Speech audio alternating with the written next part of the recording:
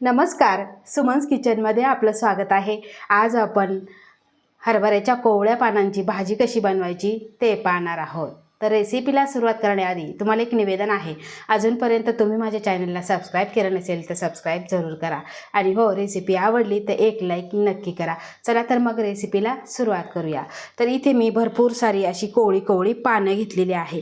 आता ही मी शेतातून आणलेली आहे, त्यामुळे यावरती फवारणी अजिबात केलेली नाही। आता तुम्ही जर बाजारातून घेतलेली असेल तर तुम्हाला माहीत नसतं की फवारणी केलेली आहे की नाही म्हणून, त्यासाठी तुम्ही धुवून घेतली तरी चालेल। इथे मी भाजी फवारलेली नाही, त्यासाठी मी फक्त झटकून घेतलेली आहे, धुवून घेतलेली नाही। धुवून जर घेतली तर यातलं जे जीवनसत्व आहे, जो आंबूसपणा आहे तो निघून जातो, भाजीला चवीला चांगली लागत नाही। त्यासाठी आपल्याला भाजी धुवायची नाही। तर इथे मी धुवून घेतलेली नाही। आता ही भाजी आपण बाजूला ठेवू, आपल्याला एक छोटंसं वाटण तयार करायचं आहे। आता वाटण तयार करण्यासाठी इथे मी मिक्सरचं भांडं घेतलेलं आहे आणि त्यामध्ये 4 ते 5 लसूण पाकळ्या आणि इथे मी 5 हिरवी मिरची घेतली आहे। आता तुम्ही किती भाजी घेतली त्यानुसार तुम्ही मिरच्यांचं प्रमाण ठेवायचं आहे। तुम्हाला कधी तिखट लागतं, कधी फिकं लागतं, मुलं खाणार असेल तर थोडीशी मिरची तुम्ही कमी करायची आहे। आता हे जाडसर आपल्याला पाणी न घालता वाटून घ्यायचं आहे। आपल्याला भाजी बनवायची, त्यासाठी गॅसवर कढई गरम करायला ठेवली आहे आणि त्यामध्ये घालायचं आहे आपल्याला फक्त 2 चमचे तेल। तेल तुम्ही तुमच्या आवडीप्रमाणे घालायचं आहे। आता यामध्ये घालायचं आहे अर्धा चमचा जिरं, अर्धा चमचा मोहरी आणि यामध्ये घालायचं आहे 2 ते 3 लसणाच्या पाकळ्या ठेचून घेतलेल्या। त्यामुळे भाजी चवीला अतिशय छान लागते। तुम्ही माझ्या पद्धतीची भाजी एकदा जरूर करून बघा, कारण सीझनमध्येच आपल्याला ही भाजी खायला भेटते। आता लसूण आपल्याला सोनेरी रंगावर परतून घ्यायचं आहे।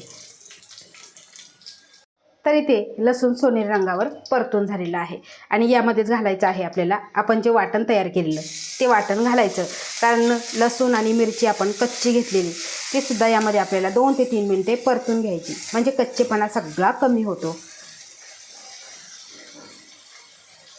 आता लसूण मिरची सुद्धा आपण परतून घेतलेली आहे, खमंग असा वास सुटलेला आहे। लसूण भरपूर घालायचा, त्यामुळे काय होतं, चवीला भाजी छान लागते। आता यामध्ये घालायची आहे आपल्याला हरभऱ्याची भाजी। गॅसची फ्लेम आपल्याला लो ठेवायची आहे आणि यामध्येच घालायचं आहे आपल्याला चवीपुरतं मीठ आणि आपल्याला सगळी ही भाजी परतून घ्यायची आहे।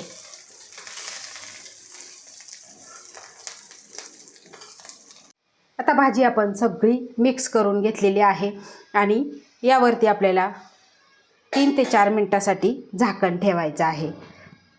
तर इथे 3 ते 4 मिनिटे झालेली आहे आणि तुम्ही बघू शकता भाजी किती दिसत होती आणि शिजल्यानंतर एकदम थोडीशी झालेली आहे।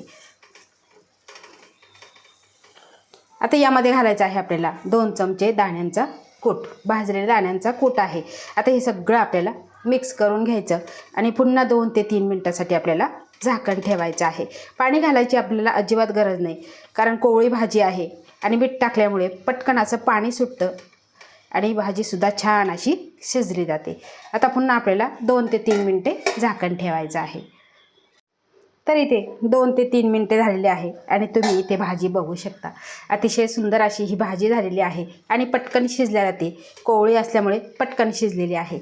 आता ही भाजी तुम्ही बाजरीच्या भाकरीबरोबर खाऊ शकता, ज्वारीच्या भाकरीबरोबर खाऊ शकता, अप्रतिम चवीची लागते आणि करायला खूप सोपी आहे। खूप जास्तीचं काही साहित्य वगैरे अजिबात लागत नाही।